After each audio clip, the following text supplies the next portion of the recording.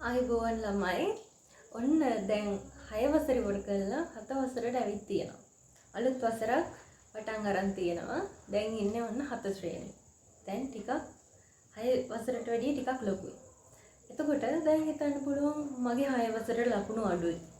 මේක හරි අමාරු විෂයක් මට තේරෙන්නේ නැහැ කියලා. එහෙම හිතන්න ඕනේ. මාත් එක්ක මේ 7 ශ්‍රේණිය කරගෙන යන් අපේ වැඩපිළිවෙලක් තියෙනවා. මම ඒ ටික කියන්නම් කොහොමද වෙන්නේ කියලා ඉස්සරහට. එතකොට ඒ ටික කරගෙන යද්දී කිසිම අමාරුවක් වෙන්නේ නැහැ. අනික ඔයාලා හිතන්න එපා විද්‍යාව කියන්නේ අමාරු විෂයක්. පාඩම් කරේ නැත්තම් බෑ. කටපාඩම් කරන්න ඕනේ. එහෙම හිතන්න දෙයක් නැහැ. මොකද විද්‍යාව කියන්නේ මේ අපිට ඇහෙන දේවල්, අපි දකින දේවල්, අපිට විඳින්න තියෙන දේවල්, අපිට දැනෙන දේවල්, මේ අපිට හරි ළඟ දේවල් තමයි අපිට ඉගෙන ගන්න තියෙන්නේ. විද්‍යාව කියලා. නේද?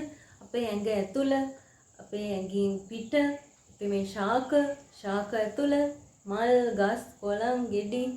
එතකොට අපි තව දේවල් ඉගෙන ගන්නවා. මොනවාද? ආලෝකය, තාපය, ශක්තිය නේද? මේ අපි ගොඩාක් අපිට පේන්න තියෙන දේවල්. නේ? අපිට ඇහෙන්න තියෙන දේවල්, දකින්න තියෙන දේවල්. මේ වගේ දේවල් තමයි විද්‍යාවට ඉගෙන ගන්න. ඉතින් අපි මේ ටික ඉගෙන ගත්ත කියන්නේ අපි ගොඩක් දේවල් දන්නවා. නේද? අපි ලොකු පරාසයක් දන්නවා. එතකොට ඔයාලා හිතන්න ඕනේ අපි දැන් ගොඩක් දේවල් දැනගන්න යන්නේ. නේද? මම දැන් මේ දේ දන්නවා. මොකක් හරි පාඩමක් ඉගෙන ගත්තාම මම දැන් මේ දේ දන්නවා. නේ අම්මටත් කියන්න, තාත්තටත් කියන්න මම දැන් මේ දේ ඉගෙන ගත්තා. ඒ වගේ විද්‍යාව එපා වෙන්නේ නැති විදිහට අපි සරලව සැහැල්ලුවෙන් ඉගෙන ගමු. හරිද? හරි. දැන් ඔයාලගේ පාඩම් ගැන කිව්වොත් දැන් 6 වසරේ තිබ්බේ පාඩම් 10යි. හරිද? දැන් 7 වෙනි චුට්ටක් ලොකුයි. එතකොට දැන් අපිට තියෙනවා පාඩම් 19ක්. ඒ වගේම පොත් දෙකක් තියෙනවා. 6 වසරේ තිබ්බ එක පොතයි 7 වසරේ තියෙන පොත් දෙකක්. එතකොට අපේ මේ පාඩම් ටිකෙන් අද ඉගෙන ගන්න යන්නේ අපි පළවෙනි පාඩම. අපේ පළවෙනි පාඩම තමයි ශාක විවිධත්වය. හරිද? මොකක්ද ශාක විවිධත්වය කියන්නේ? දැන් ඔයාලා මිදුලට බැස්සාම, ගෙවත්තට බැස්සාම, නැත්නම් වනාන්තරයකට කැලේකට ගිහින් තියනවා නම් ගියාම අපි මේ අපේ ගස් කොළන් මේ හැමදේම එකම වගේද? අර අපි අඳින්නේ මෙහෙම අඳින්නේ ගහක්.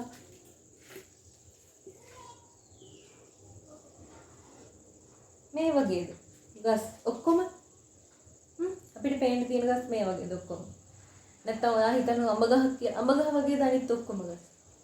නෑ නේද? ශාක වෙනස්. එකින් එකට වෙනස්. ගෙඩියෙන් ගෙඩියට වෙනස්, මලෙන් මලට වෙනස්, කඳෙන් කඳට වෙනස්. මේ ගොඩක් වෙනස්කම් තියෙනවා. ලොකු විවිධත්වයක් තියෙනවා. විවිධයි. මේ ශාක විවිධත්වය ගැන තමයි අපි මේ පාඩමෙන් ඉගෙන ගන්න යන්නේ. හරිද? ඉස්සෙල්ලාම අපිට මේ ශාක කොටස් දෙකකට බෙදන්න පුළුවන්. හරිද?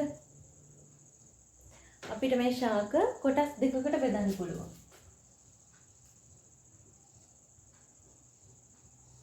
අපි බෙදන්නේ මේ ශාක කියන එක බෙදන්නේ කොටස් දෙකකට බෙදන්නේ මල් පිපෙන සහ මල් පිපෙන්නේ නැති කියන කරුණ යටතේ. හරිද? එතකොට අපි මේක බෙදනවා මල් පිපෙන මල් පිපෙන්නේ නැති. දැන් හැබැයි අපිට මේ විද්‍යාවේ වචනයක් තියෙනවා මල් පිපෙන ශාක වලට මල් පිපෙන්නේ නැති ශාක වලට. හරිද? මල් පිපෙන ශාක වලට කියනවා සපුෂ්ප ශාක කියලා. හරිද? මල් පිපෙන ශාක වලට කියනවා සපුෂ්ප ශාක කියලා.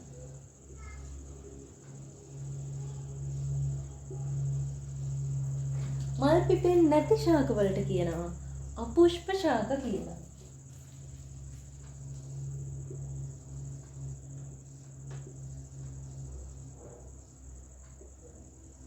අපුෂ්ප ශාක කියලා කියනවා. එතකොට මේ විදිහට අපිට මේ ශාක වෙන් කරන්න පුළුවන්. සපුෂ්ප ශාක, අපුෂ්ප ශාක කියලා. හරිද? එහෙම වෙන් කරන්න පුළුවන්. එතකොට අපි දැන් ඉගෙන ගන්න යනවා, අපි දැනගන්න යනවා මේ සපුෂ්ප ශාකයක කොටස් මොනවද? මේ සපුෂ්ප ශාක මල් පිපෙන ශාකවල කොටස් මොනවද? මේ ශාකයක මොනවද තියෙන මේ අංග? ගෙඩි තියෙනවා මල් තියෙනවනේ. සපුෂ්ප ශාකය කියන්නේ මල් පිපෙන්නනේ. එතකොට මල් තියෙනවා, ගෙඩි තියෙනවා, කොළ තියෙනවා. ඔය ප්‍රධාන කොටස් දෙන තමයි ඊළඟට අපිට ඉගෙන ගන්න තියෙන්නේ. මම දැන් ඇඳලා තියෙනවා සපුෂ්ප ශාකය. හරිද? මේ සපුෂ්ප ශාකයේ එක එක කොටස් තියෙනවා. මම කොටස් කොළ එහෙමනම් නිල් පාටින් ඇඳලා, ගහ කඳ නිල් පාටින් ඇඳලා, මේ තව තියෙන ශාක කොටස් මේ අඩංගු කොටස් ඇඳලා තියෙනවා කළු පෑනෙනුත්. හරිද? එතකොට දැන් මේ පස යට මේ පොළවෙන් යට කොටස. මේ මුල් තියෙන්නේ පොළවෙන් යට. මෙතන පොළවෙන් උඩ කොටස. කඳ කොටස. එතකොට අපි දැන් මේ කොටස් ටික අඳුර ගන්නයි යන්නේ. ඔයාලා හොඳටම දන්නවා මේවා ශාක පත්‍ර. හරිද? මේවා ශාක පත්‍ර. ඊළඟට හොඳටම දන්නවා මේක ශාකයේ කඳ. නේද? මේක ශාකයේ කඳ. එතකොට තව එකක් අනිවාර්යෙන් මේව දන්නවා ශාකයේ ඵල, ගෙඩි. මේ මල් නැත්තම් පුෂ්ප. ඊළඟට දන්නවා මේ ශාකයේ අතු. නේද? මේවා අතු. එතකොට ඊළඟට ඔයාලා දන්නේ නැති මෙතන දෙකක් තියෙනවා. මේ උඩට වෙන්නක් තියෙනවා කළු පෑනේ චූටියට කොළ වගේ නිකන් දෙකක් නේ. මෙතනක් තියෙනවා ගොඩියට. මේ කඳ හරියේ. එතකොට මේ මොනවද? මේවට අපි කියනවා අංකුර කියලා. හරිද? මේවට කියනවා අංකුර කියලා. මේ මෙතන කඳ අතර මේ කඳෙන් අත්ත වෙන් වෙන තැන තියෙනවා අංකුරය. මේ අංකුරයට කියනවා අපි පාර්ශ්වික අංකුර කියලා. මේ අංකුරයට කියනවා පාර්ශ්වික අංකුර. ඒ කියන්නේ කොහෙද තියෙනවද? කඳේ අතුත් අතර. කඳේ අතු කඳෙන් වෙන් වෙන තැන තියෙනවා අංකුර. ඒවට කියනවා පාර්ශ්වික අංකුර කියලා. හරිද? එතකොට තව අංකුර జాතියක් තියෙනවා උඩ. ශාකයේ ඉහළට වෙන්න තියෙන අංකුර జాතිය. ඒව මොනවද? ඔයාලා අහලා තියෙනව නේද?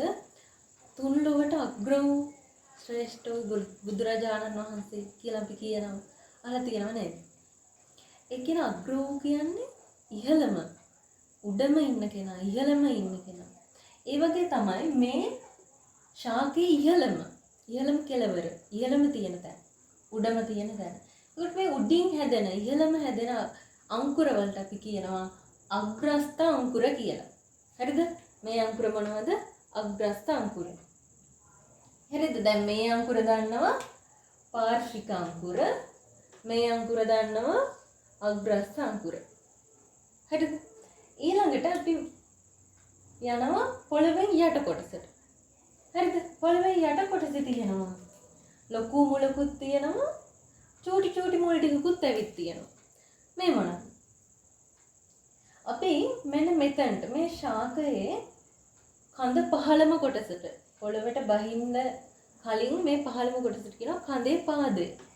එතකොට මේ කඳේ පාදයෙන් හටගන්න මේ ප්‍රධානම මුල මුදුන් මුල. හරිද? මේ මුලට කියනවා මුදුන් මුල කියලා. මේක මුදුන් මුල. ඒ වගේම ඒ මුදුන් මුලෙන් හටගන්න ශාකීය මුල්. ඒ කියන්නේ මොනවද? ශාකීය මුල් කියන්නේ ඔයාලා අහලා තියෙනවද? අහලා තියෙනවා ඇති. අපේ ජයශ්‍රී මහ බෝධිය කියලා අපි වඳින්නේ ශ්‍රී මහ බෝධියේ දක්ෂිණ ශාඛාවට. නේ? සංඝමිත්තා තෙරණින් වහන්සේ මේ ලංකාවට වැඩමුවේ ශ්‍රී මහ බෝධියේ දක්ෂිණ ශාඛාව කියලා අහලා තියෙනවනේ. ඒ ශාඛාව කියන්නේ අතු. ඒකේ මේ දකුණුව හැදිච්ච අත්තක්. ඒ අතු කියන එකට තමයි මේ ශාඛා කියන්නේ. එතකොට මේකෙන් අතු වගේ බෙදිලා හැදෙන චූටි මුල් වලට අපි කියනවා පාර්ශ්වික මුල් කියලා. මේවට කියනවා පාර්ශ්වික මුල් කියලා. හරිද? මේක මුදුන් මුල, මේවා පාර්ශ්වික මුල්. ඔන්න දැන් පොළවට ඉහළ කොටසක් දාන්නවා, පොළවෙන් මේ පහළ කොටසක් දාන්නවා. එතකොට අපි මේ පොළවෙන් ඉහළ තියෙන කොටසට නැත්නම් මේ කඳ තියෙන කොටසට කියනවා ප්‍රරෝහ පද්ධතිය කියලා. හරිද? මේ උඩ තියෙන පොළවෙන් උඩ කොටසට අපි කියන ප්‍රරෝහ පද්ධතිය කියලා. ඒ වගේම මේ මුල් තියෙන පොළවේ යට පස යට තියෙන කොටසට කියනවා මූල පද්ධතිය කියලා. හරිද? දැන් ඔන්න දන්නවා මේ ප්‍රරෝහ පද්ධතිය මේ මූල පද්ධතිය. හරිද? ඔන්න දැන් අපි මේ කොටස් ටික ඉගෙන ගත්තා. දැන් හරිම ලේසියි නේද? මේ කොටස් ටික අපිට දැන් නම් කරගෙන ඇඳ ගන්න තමයි තියෙන්නේ. හරිද අන්න? හරි. දැන් අපි එහෙනම් ඇඳ ගමු. කතා කරන්න යනවා මූල පද්ධති ගැන. පද්ධති කියන්නේ මූල පද්ධති ගොඩක් තියෙනවා. ඔව් කොටස් දෙකක් තියෙනවා. මූල පද්ධති දෙකක් ගැන අපිට ඉගෙන ගන්න තියෙනවා. එතකොට මේ මූල පද්ධතිය අපිට බෙදන්න පුළුවන් දෙක වර්ග දෙකකට මුදුන් මූල පද්ධතිය සහ තන්තු මූල පද්ධතිය කියලා. එතකොට අපි මුදුන් මූල පද්ධතිය ඇත්තටම කිව්වොත් ඉගෙන ගත්ත කලින්. අපි මේ ඉගෙන ගත්තේ අර අපි ඇන්ද රූපයක් ඇදලා සපුෂ්ප ශාකයක ප්‍රධාන කොටස් කියලා රූපයක් ඇදලා අපි නම් කරගත්තේ. එතකොට මේ ඒ අදිද්දී අපි ඇන්දේ මුදුන් මූල පද්ධතියක් තමයි. මුදුන් මූල පද්ධතිය.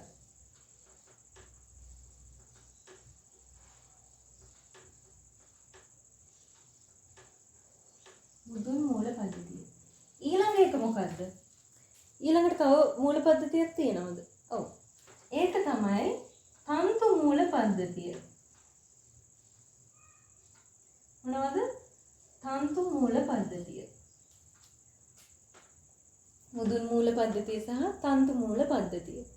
එතකොට අපි දැන් ඉගෙන ගත්තා මුදුන් මූල පද්ධතිය නම් මේ ශාකයේ පාදයෙන් ඇති හටගන්න ප්‍රධාන මුල මේ මුදුන් මුලක් හට ගන්නවා. ඒ මුල තමයි මුදුන් මුල. ඒ වගේම මේ මුදුන් මුලෙන් හට ගන්නවා ශාකීය මුල්. ඒවා පාර්ශ්වික මුල් අපි ඉගෙන ගත්තා. එතකොට තන්තු මූල පද්ධතිය මොන වගේද? තන්තු මූල පද්ධතිය වෙන්නේ කඳේ ශාකයෙන් මේ ශාකයේ කඳේ පාදයෙන් ශාකයේ කඳේ පාදයෙන් හට ගන්නවා පොඩි පොඩි මුල් රාශියක්. පොඩි පොඩි මුල් රාශියක් හට ගන්නවා. කුඩා මුල් රාශියක් හට ගන්නවා. එතකොට මේ මූල පද්ධතියට අපි කියනවා තන්තු මූල පද්ධතිය කියලා. මේ තන්තු මුල්. හරිද? දැන් දන්නවා මුදුන් මූල පද්ධතිය දන්නවා, තන්තු මූල පද්ධතිය දන්නවා. ඔන්න අපි දැන් ඉගෙන ගත්තා. ගොඩක් දේවල් ඉගෙන ගත්තා. එතකොට අපි මේකත් පොතේ දාගමු. හරිද? දැන් මට අපි උදාහරණ ටිකක් කතා කරමු. මුදුන් මූල පද්ධතියේ තියෙන මොනවද? අඹ, ජම්බු, කොස්, දෙල්, එතකොට පළතුරු ගොඩක් තියෙනවා. රම්බුටන්, එතකොට අඹ කිව්වනේ. ඔව්. ඒ වගේ ඒවා තියෙනවා මුදුන් මූල පද්ධතිය. තන්තු මූල පද්ධතිය මොනවද තියෙන්නේ? උණගස් දෙකලා තියෙනවනේ. උණගස් වල තියෙනවා තන්තු මූල පද්ධතිය. පේන්නත් ඇති සමහර විට. වල දැකලා ඇති.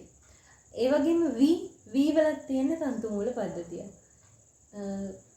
තනකොළ වලත් තියෙන්නේ තන්තු මූල පද්ධතිය. පොල් වල දන්න හොඳටම දන්නවා පොල්, පුවක්, කිතුල් මේවා තියෙන්නේ තන්තු මූල පද්ධතිය.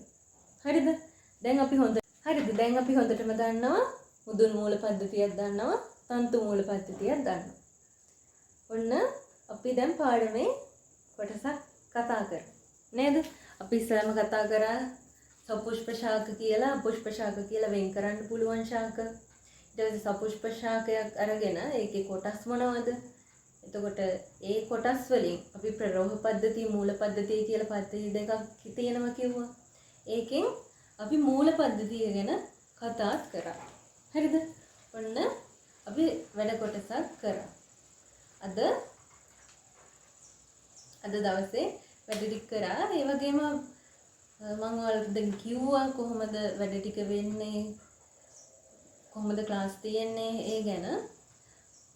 එතකොට මම ආයි කියන්නම් ඔයාලට අපේ ක්ලාස් එකේ ඔයාලා අලුත් ළමයි එන්න ඉන්නවා නම් අපේ ක්ලාස් එකේ වෙනවා සති පරීක්ෂණ කියලා එකක් දෙනවා. ඒ කියන්නේ මොකද්ද? සති පරීක්ෂණ කියන්නේ මොකක්ද? අද උගන්වන ටිකෙන් දැන් අද ටිකක් ඉගෙනුවානේ. ඔය ටිකෙන් ගිය සතියේට දෙනවා පේපර් එක. පොඩි පේපර් එකක් ප්‍රශ්න 10ක විතර පොඩි පේපර් එකක් දෙනවා ලබන සතියේට. එතකොට මොකද්ද කරන්න ඕනේ? හරිද? මොකද්ද එතකොට සති පරීක්ෂණය කියන්නේ? සති පරීක්ෂණය කියන්නේ මේ සතියේ දැන් අපි ටිකක් ඉගෙනුවානේ. ඔය ටිකෙන් ලබන සතියට දෙනවා පොඩි පේපර් එකක්. හරිද? ලකුණු දෙනවා. පොඩි ප්‍රශ්න 10ක විතර චූටි පේපර් එකක් දෙනවා. ඒකට මේ පේපර් එක ලියන්න නම් ඔයාලා මේ සතිය උගන්වපු ටික අනිවාර්යෙන් හොඳට බලාගෙන පාඩම් කරගෙන එන්න ඕනේ. මගේ පාඩම් කරන විදිහ ඔක්කොම කියලා දෙනවා. අද සතියේ වෙලා මදිනේ. ඊළඟ සතියේ කියලා දෙනවා ඒ ඔක්කොම. හරිද? එතකොට ඒ සති පරීක්ෂණ වගේම අපි දෙනවා මාසික පරීක්ෂණ. ඒ කියන්නේ දැන් පේපර්ස් වලට ටිකක් හුරු වෙන්න එපා. පේපර් එකට ලකුණු ගන්න බය නැති වෙන්න පේපර් එකක් ලියලා පුරුදු වෙන්න ඕනේ. එතකොට දැන් අපි පාඩම් දෙකක් තුනක්වත් කරන්න ඕනේ පේපර් එකක් දෙන්න නම් මාසික පරීක්ෂණය. එතකොට අපි දැන් පටන් ගත්ත විතරයිනේ. පාඩම් දෙකක් තුනක් ඉවරුනහම ඔයාලට මාසික පරීක්ෂණ කියලා එකකුත් දෙනවා. හරිද? ඊළඟට වාර විභාගයට කලින් වාර විභාගයට හුරු වෙන්න එපා. ඒකටත් අපි වාර පරීක්ෂණයක් දෙනවා.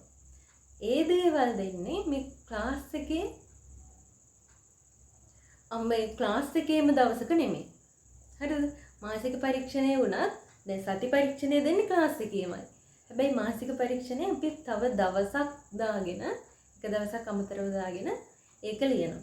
වාර පරීක්ෂණය එක දවසක් අමතරව දාගෙන ඒක ලියනවා. හරිද? කොහොම තමයි වැඩ ටික වෙන්නේ. එතකොට පාඩම් කරන විදි කියනවා අපි පාඩම් කරනවා ක්ලාස් එකේදී මේ පාඩම් හිටින්න නැති ඒවා මතක ඒව කරනවා පොඩි ක්‍රීඩා පොඩි ගේම්ස් වලින් පාඩම් කරනවා මතක හිටින්න පොඩි කෙටි ක්‍රම කියලා දෙනවා සින්දු කියලා දෙනවා පොඩියට මතක හිටින්න ගොඩක් ඒ වගේ සැහැල්ලුවෙන් ඉගෙන ගන්න තියෙන්නේ ලොකු දේවල් නෑ අපි ඉදිරියට යන්න නම් සැහැල්ලුවෙන් ඉගෙන ගමු. හරිද? එහෙනම් හැමෝටම බුදු සරණයි.